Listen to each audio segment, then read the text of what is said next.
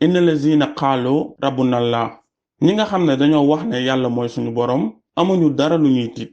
lii nag ab xamle la bu leer ne yàlla mooy suñu boroom waaye du ab yëgle rek nekkul looy wax rek ne yàlla mooy ki ñu bind wala ki ñuy jaamu. danga koy woowee sa boroom. sunu boroom mooy yàlla. Muniim mooy xéewalkat bi. boroom bi mooy kiy joxe ay ngëneel ngir yéen ci kawe ci seen njort ba noppi di wéy di leen may lu ngeen yeyoowul sax. li mooy tekki bi njëkk ci boroom. kon yàlla kenn la ci ñun ki may jox li ëpp li ma yeyoo. te Muniim day tekki kiy joxe ay xéewal. Inaam maanaam ki lay yombalal mbir yi. moom mooy kiy def mbir yi yomb ngir yow. loolu lay def ngir yow. loolu laay wax saay su may woo sama boroom. al Muniim wal Murabbi. moom moo may taxaw may woy di màgg di mën a àggale ba taxaw fi fenn barab bi. su ma amee jafe-jafe dina ma ci génne. su ma neewee doole mu dolli ma kàttan.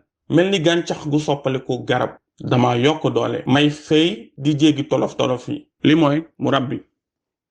wal Qayyim moo may taxaw su ma naree daanu. du caagin rek bu ngeen taxawoo mbir ba mu baax du ngeen taxaw jafe-jafe yi ci nekk. mën ngeen a tabax ab tabax ngeen dolli ci yeneen tabax ci kaw. waaye buy màbb léppay daanu.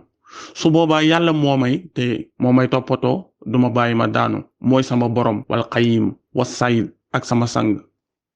moo yor lépp lu may def. moo yor sama kilifteef. ma duma kilifa. xëy na nataal bi dina tax ngeen xam. su fekkee mënu leen fay ngeen nekk ci digg géej ngeen di lab di ngeen def lépp lu ngeen mën te amul leen kenn ku leen wàllu. ndox mi tàmbalee dugg seen bakkan yi ak seen gémmiñ yi. dara amul lu leen di dimbali. ngeen sonn lool ba ngeen xam ne am na ku leen mën a téye koo xam ne mën na leen a wàllu ba noppi bàyyiwaat leen.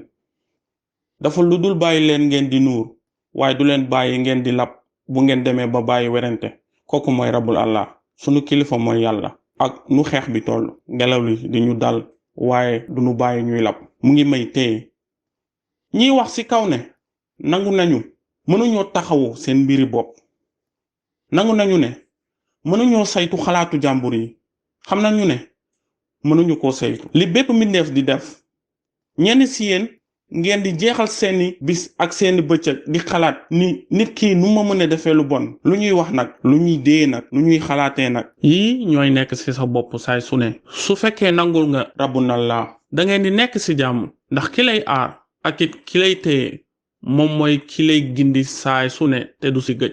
ngeen di wax ne bàyyi ngeen lépp ak moom rabbuna allah te wax jooju dafa rëy te it ak péete la.